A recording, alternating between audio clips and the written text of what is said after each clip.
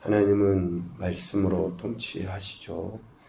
우리 인생을 관계적인 존재, 또 그리고 공동체적인 존재로 지으신 하나님께서는 우리 모든 관계와 공동체가 하나님 선하신 뜻대로 온전하게 세워져 가도록 하기 위해서 하나님의 종인 선지자 또 제사장들을 통해서 말씀을 주시고 또 그 말씀을 백성들에게 하나님의 이름으로 축복하게 하신 거죠.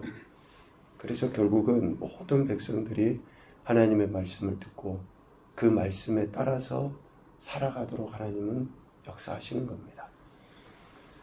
말씀으로 통치하셔서 선하신 뜻을 그들의 삶의 현장에서 이루도록 하시는 거예요. 그래서 공동체 전체가 하나님의 말씀, 그러니까 하나님이 가지신 속성대로 세워져 가도록 하신 거예요. 하나님의 말씀은 곧 하나님이고 하나님의 속성입니다. 그래서 거룩이고 또 정결이고 긍휼이고 이러한 것들이 하나님의 말씀을 받은 자들은 그렇게 드러나게 돼 있어요. 이게 진짜예요. 왜? 우리는 그렇지 못해요. 그런데 하나님의 말씀이 우리를 그렇게 다스리기 때문에 그렇게 우리가 속한 공동체가 그렇게 세워져 가는 거죠. 오늘 22장 1절부터 12절까지 전반부의 이 말씀은 공동체 안에서 나타내 보여야 될 우리의 태도들을 하나님께서 말씀으로 가르쳐 주십니다. 특별히 형제의 재산에 대해서 우리가 어떻게 해야 하는지, 오늘 못 본 채 하지 말고 라는 단어를 계속 쓰시면서 우리가 형제의 재산에 대해, 이거는 형제에 대해죠. 그 재산, 그 소유는 결국 그 형제의 삶, 목숨과 연결되어 있기 때문에 그러는 거예요. 형제의 재산에 대한 태도, 택하신 백성이 하나님께서 허락하신 땅에 정착하여 살 때에 어떻게 살아야 하는지 하나님은 분명히 말씀해 주셨죠. 신명기 5장에 보면 10가지의 계명에 대해서 하나님은 말씀해 주셨습니다. 그 가운데 8번째가 뭡니까? 이게 8번째, 또 9번째, 이러니까 우리는 순서를 이야기하고 또 첫째가 중요하고 10번째는 별로 소중하지 않다. 이게 아닙니다. 절대 첫째, 10번째 순서가 아니에요. 동일하게 하나님께서 우리에게 주시는 명령이에요. 10번째에 나와 있는 계명이 뭡니까? 도둑질하지 말아라. 10번째에 나와 있는 계명이 뭐예요? 이웃의 것을 탐하지 말아라. 아내나 재산이나 모든 것들 탐하지 말아라 라고 말씀하시거든요. 이 말씀은 이스라엘 백성이, 그들의 정체성이 하나님께서 애굽에서 건져낸 이스라엘 백성이에요. 또 그들이 건짐을 받을 뿐만 아니라 광야에서가 아니라 정착해서 살 가나안 땅, 하나님 나라라고 소위 이야기할 수 있는 그곳에서 오늘 우리가 건짐받고 이 땅에서 살지만 하나님 백성으로서 사는 삶의 터전 속에서 어떻게 살아라고 이야기합니까? 이런 계명을 주시면서 그렇게 살라라고 분명히 하나님이 말씀하셨어요. 그래서 하나님의 백성으로서 합당한 삶은 오늘 1절에 나와 있는 것처럼 형제의 소나 양이 길을 잃은 것을 보거든 못 본 채 하지 말라는 거예요. 그것을 끌어다가 형제에게 돌리라는 겁니다. 만일 그 형제가 멀리 있거나 또 알지 못해요. 그러면 당분간은 그 소나 양을 자기가 데리고 있다가 주인이 찾으면 반드시 그것을 돌려줘라는 겁니다. 못 본 채 하지 말라라는 거예요. 계속 못 본 채 하지 말라, 못 본 채 하지 말라 라고 이야기하는데, 이 못 본 채 하지 말라라는 말의 다른 의미는 안목의 정욕입니다. 봤어요. 그런데 못 본 채 하지 말라 라고 이야기하신 거예요. 왜? 안목의 정욕, 보고 나서 이미 그 마음 안에 탐심이 들어와 버린 거예요. 정욕이, 욕심이. 그래서 주기 싫어진 거예요. 자기가 갖고 싶은 거예요. 그렇게 하지 말라라는 겁니다. 안목의 정욕에 이끌려 살지 말라라는 거예요. 다시 말하면 보지 말아야 할 것을 보지 않는 것, 이것도 맞죠. 그런데 봐야 될 것, 본 것을 못 본 채 하지 말라라고 하는 것이 안목의 정욕입니다. 우리가 얼마나 그렇게 행동을 합니까? 당연히 봐야 할 것을 보지도 않고 보지 말아야 할 것을 보면서 또 본 것에 대해서, 옳지 않은 것을 본 것에 대해서 이렇게 행동하는 그런 태도들을 지금 하나님께서는 말씀하시죠. 욕심에 의해서 눈이 가려져 가지고 형제의 소나 양, 나귀, 의복 등 형제가 잃어버린 어떤 것이라도 못 본 채 하지 말고 그것을 주인에게 돌려줘야 한다라고 이야기합니다.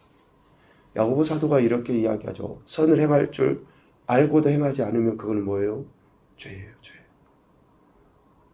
선을 행할 줄 알고도 하나님 말씀이 무엇인지 알면서 하나님이 어떻게 말씀하신지 알면서 그것을 행하지 않는 것은 죄라는 겁니다. 단순히 착한 일, 윤리적인 일이 아니에요. 그래서 야고보 사도가 이야기하죠. 많이 선생되지 말아라. 알아요. 신앙의 연조가 깊어져 가고 또 하나님이 어떤 말씀 하시는지 아는데도 불구하고 행하지 않는 것은 죄라는 거예요. 오늘 말씀처럼 못 본 채 한 거예요. 그거는. 그렇게 하지 말라라고 분명하게 이야기합니다. 그리고 5절 이하에서는 창조주 하나님께 대한 존중이 관계 속에서 나타나야 할 것에 대해서 이야기합니다. 창조주 하나님에 대한 그러한 그 존중, 그분에 대한 태도가 관계 속에서 드러나야 돼요. 우리의 믿음도 마찬가지입니다. 내가 믿는다고 해요. 그러면 그 믿음이 어디에서 증명되어져요? 나 혼자서? 아니에요. 관계 안에서 증명되는 거예요. 가장 가까이에서는 부부관계, 부모 자녀 간의 관계. 그러니까 부부가 인정하지 않는 믿음을 어떻게 우리가 신실하다라고 이야기할 수 있을까요? 자식들이 인정하지 않는 부모의 신앙, 겉으로는 번지르르 하고 뭔가 있는 것 같은데 가까이에 있는 친구나 이웃들이나 아니요 믿음의 지체들이 내 신앙을 인정해 주지 않는데 어떻게 그 믿음이 하나님께 대한 바른 믿음이라고 할 수 있겠습니까? 하나님께 대한 존중은, 하나님께 대한 신뢰와 믿음은 관계 안에서 증명되고 나타나는 거예요. 그래서 오늘 여자와 남자, 또 하나님이 지으신 피조물인 새, 이런 것들에 대해서 분명하게 하나님을 존중하는 것이 그들에 대해 나타나야 한 것에 대해서 이야기합니다. 남자와 여자가 서로 의복을 각각의 옷을 입어야 된다라고 이야기해요. 당시에는 뭐 지금처럼 남자와 여자가 딱 이렇게 구분이 안 됐다고 그래요. 그러니까 뭐 색깔도 거의 통일되었겠죠. 뭐 지금 빨간색 옷이 있겠어요? 뭔 옷이 있겠어요? 그러니까 비슷비슷해요. 실수로 그냥 그렇게 입을 수는 있어요. 그러나 의도성을 가지고 남자가 여자 옷을 입고 여자가 남자 옷을 입는 것을 금하고 계신 거예요. 남녀가 서로 구별된 옷을 통해서 각각의 주신 정체성을 잃지 않냐고 경건한 삶을 살도록 이 말씀을 하신 거예요. 뭐 옷 하나 입는 게 뭐 얼마나 큰 대수겠습니까? 그러나 정체성을 상실하지 말라라고 지금 이야기합니다. 즉 거룩을 상실하지 말라라는 거예요. 남녀가 각각 구별되게 지음을 받았잖아요. 하나님의 창조의 질서에 순응해야 된다라는 것을 이야기합니다. 창조의 질서를 무시하고 남녀가 의도적으로 의복을 바꿔 입는 이런 행동을 하는 것을 하나님은 5절 말미에 이야기합니다. 여호와께 가증한 자이다. 아시잖아요. 가증하다라는 히브리어는 토해바. 말이 의미가 비슷해요. 생각해요. 토해버리는 거예요. 하나님이 토해바. 입에서 내쳐버리는 거예요.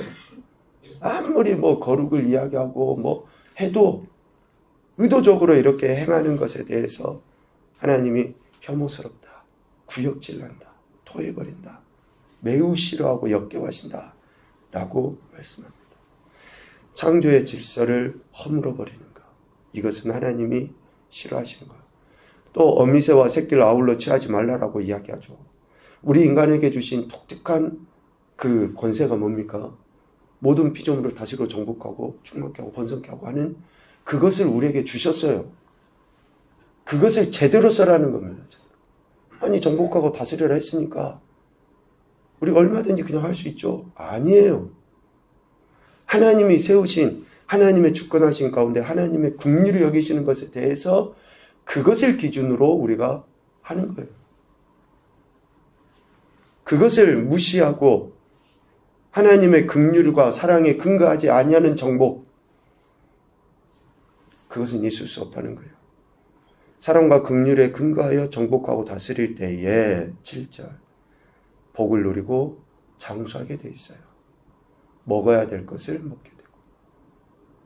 그러니까 먹지 말아야 될 것을 먹으니까 병이 이렇게 생긴 거 아니에요. 현대인의 병이 뭡니까? 너무 많이 먹어서 병이에요. 먹지 말아야 될 것을 먹으니까 병이에요. 하나님께서 이것을 구분하셨잖아요. 어미와 새끼. 이것을 분명하게 규정해 놓으시고 하나님 말씀하셔요. 그러면 그것대로 하면 복을 누리고 장수하게 돼요. 또 집을 새로 지었어요. 그런데 난간을 안 만들었다가 그 사람이 혹시 의도치 않게 그 사람이 떨어져서 죽을 수도 있죠. 실수로. 그런데 그 사소한 것까지도 세심하게 주의를 기울여라 라고 이야기합니다. 다른 사람이 내 구역 안에서, 내 공동체 안에서 이렇게 혹시 실수로 그런 어려움을 당하지 않도록 그러한 세심한 배려를 해라라는 것을 이야기합니다. 생각해 보십시오. 하나님께서 우리의 머리카락까지도 다 세신다니까요. 얼마나 세세하고 상세하게 우리 한 사람의 개개인의 삶에 대해서 관심을 갖고 계십니까? 우리는 모르고 지나가요. 그런데 하나님은 눈 깜짝할 순간도 우리를 놓지 아니하시고 우리를 지켜보시고 기억하시고 우리의 삶에 은혜를 베풀어 주셔요. 그런 하나님의 사랑을 받은 우리가 그렇게 살라라는 거예요. 우리 집에 들어온 사람이 도둑입니까? 우리 집에 들어온 사람이 내 원수예요? 아니에요. 우리 집에 들어온 사람은 우리의 형제고 가족이 이웃이고 친구고 친지고 정말 나를 사랑하고 내가 사랑하는 그 가까운 사람이 집에 들어오는 거 아니에요. 그 사람이 나의 이러한 부족함으로 인해서 나의 배려하지 못함으로 인해서 상처를 입고 아픔을 입고 해를 당하지 않도록 하라라고 하신 이야기예요. 가장 가까이 있는 사람 아니에요? 그런 사람들. 만약에 그렇게 하지 아니하면 무서운 경고의 말씀을 하십니다. 8절 말미에 그 피가 네 집에 돌아갈까 하노라. 아니 하나님, 제가 실수로 아니면 제가 아직 다 하지 못해서 그러는데요. 우리 하나님 앞에서 핑계 못 대요. 우리는 얼마든지 핑계를 대려고 하지만 이미 하나님께서는 그의 생명이 이렇게 상처를 입고 해를 당해버리면 그 피가 네 집에 돌아간다 라고 분명하게 경고하고 계셔요. 그래서 우리는 실수해요 이야기하고 제가 착각해서 그랬어요. 제가 몰라서 그랬어요. 이야기하지만 여러분 매우 주의해야 됩니다. 그런 실수, 그런 것들이 결국에는 내게 해로 다가오기 때문에 그렇습니다. 그리고 한 가지 더는 9절부터 11절까지 이야기하죠. 두 종자를 섞어 뿌리지 말고 또 소와 나귀를 결의해서 갈지 말고 양털과 배실로 섞어 짠 것을 입지 말라라고 이야기해요. 이 말씀 여러분 다 아시죠? 두 종자, 종류 자체가 틀려요. 그러면 어느 것은 잘 자라고 어느 것은 못 자랄 수 있고 어느 것은 맛있고 어느 것은 맛이 없으면 틀림없이 그런 합당한 대우를 받지 못해요. 그래서 두 종자를 섞어서 이렇게 뿌리지 말라라고 이야기했고, 소와 나귀는 크기 자체가 틀려요. 그런데 멍에를 같이 매보세요. 찌그러져 가지고 어떻게 밭이 갈릴 수 있고 어떻게 효율적으로 능률적이게 일이 되겠어요. 그러니까 그렇게 하지 말라라는 거예요. 양털과 배실은 찔김의 자체가 틀려요. 쓰여지는 용도 자체가 틀리다고요. 그런데 그것을 섞어서 옷을 짜고 그것을 섞어서 뭔가 일을 하려고 하면 얼마나 비효율적이고 그렇게 해놓은 자체를 사람들이 무시하겠어요. 미련하다고 흉보겠어요. 그러니까 그렇게 하지 말라라고 이야기해요. 이것을 그런 의미로도 보지만 또 영적인 의미로 보면 이방인과 택함받은 자, 거룩하지 않음과 거룩한 것을 함께 두지 말라라는 그러한 이야기로 볼 수도 있습니다. 성별된 존재로서 신앙과 삶 가운데 그 순수성을 지켜야 된다. 이스라엘 백성이 살아야 될 가나안 땅은 어때요? 이방 종교, 이방의 사람들이 판치고 있는 땅이에요. 그것과 함께 섞여져서 거룩을 상실하지 말라. 그들에게 동화되어서 이 말 공감이 되죠. 좋은 본 보기는 진짜 어렵다니까요. 그런데 나쁜 본 보기는요. 너무너무 쉬워요. 너무너무 쉬워. 가나안 땅에 들어가서 하나님의 백성으로서 그들에게 우리가 선한 영향력을 끼쳤고 그들을 다 하나님 백성으로 삼고 전도해서 그들을 하나님 앞에 굴복시킬 수 있다. 여러분, 그런데 우리가 정말 그렇게 하긴 힘들지만 가나안 땅 이방 족속들이 우상을 섬기고 그릇되이 행하는 것들, 이 이후에 사사기 이후의 내용이 바로 그거 아니에요? 나쁜 본을 봐가지고 지금 이런 문제들이 결국은 이스라엘이 멸망당한 것까지 온 거 아니냐고요. 그래서 하나님이 이런 말씀을 통해서 거룩을 유지하도록, 그들과 악한 것에 동화되지 않도록, 혼합해서 살지 않도록, 구별된 삶을 살아가도록 하기 위해서 이렇게 이야기하신 겁니다. 하나님의 백성으로서 많은 사람들에게 거룩을 나타내 보일 수 있도록 삶의 현장에서 분명한 태도를 취해야 한다는 것. 그래서 12절에 이야기합니다. 너희는 너희가 입는 겉옷에 내 귀에 옷 끝자락에 술을 만들지니라. 이렇게 그 옷단 같은 걸 이렇게 늘어뜨리는 거죠. 그러니까 앞뒤로 이렇게 옷이 딱 있으면 어때요? 앞에 두 개, 뒤에 두 개, 이제 끝자락이 있어요. 거기에 술을 달라는 거예요. 무슨 의미예요? 우리가 거룩한 하나님의 백성이라는 것을 안 믿는 사람들에게, 이방 사람들에게 의도적으로 그것을 드러내 보이라는 거예요. 뭐 믿는 체가 아니고 나는 구별된 존재다. 나는 너희들과 함께 할 수 없다라는 것을 강력하게 드러내 보임으로 서로 그것과 멀리하라는 것을 12절에 이야기합니다. 그래서 1절부터 11절까지의 말씀의 결론이 12절이에요. 우리 그리스도인 택함받은 자는 관계 속에서, 공동체 속에서 의도적으로 내가 택함받은 자라는 것을 분명하게 드러내야 한다라는 것을 이야기하고 있습니다. 이스라엘이 하나님의 계명을 기억하고 또 하나님 명령을 지키며 사는 존재라는 것을 이러한 장식품 하나를 통해서라도 분명하게 드러내 보이면서 하나님 앞에 거룩한 삶을 살아가야 한다라는 것을 가르쳐 주시고 그들이 다짐하고 결단하도록 이렇게 말씀을 하고 계시는 겁니다. 첫 번째 교훈입니다. 육신의 정욕, 안목의 정욕, 이생의 자랑과는 죽을 때까지 싸워야 한다. 죽을 때까지. 한마디로 욕심과는 죽을 때까지 싸워야 돼요. 어느 누가 할 것 없습니다. 욕심이 변질되면 교만이 나타나면 그런 하나님의 영광 완전히 무시하고 멸시하는 그런 인생이 돼요. 그래서 욕심과는 죽을 때까지 싸워야 되고요. 두 번째, 거룩함을 유지하고 더욱 발전시키기 위해 작은 죄의 허용도 용납해서는 안 된다. 작은 죄의 허용도. 앞서 이야기했죠. 선을 행할 줄 알면서 하지 않는 것은 죄라고 했잖아요. 우리가 말씀을 알아요. 또 그런데 행하지 않는 것, 이런 것들과 싸워야 되고 허용하지 말아야 돼요. 알면 행해야 됩니다. 세 번째, 거룩한 백성임을 증명해 보이는 삶의 습관을 기르자. 거룩한 백성임을 증명해 보이는 삶의 습관. 말씀 묵상, 기도, 다 이렇게 주님의 이름으로 행하는 것들이라고 할 수 있겠죠. 이러한 좋은 삶의 습관을 길러야지 됩니다. 그래서 거룩한 백성이라는 것을 관계 안에, 공동체 안에서 증명해 보일 때 하나님의 영광도 나타내고 하나님이 우리에게 약속하신 더 큰 은혜들을 누리게 될 줄로 믿습니다. 오늘도 그러한 삶을 살아서 하나님께 영광 올려드리시고 하나님의 기뻐하신 뜻을 증명해 보이는 복된 인생들이 되시기를 주님의 이름으로 축복합니다. 아멘.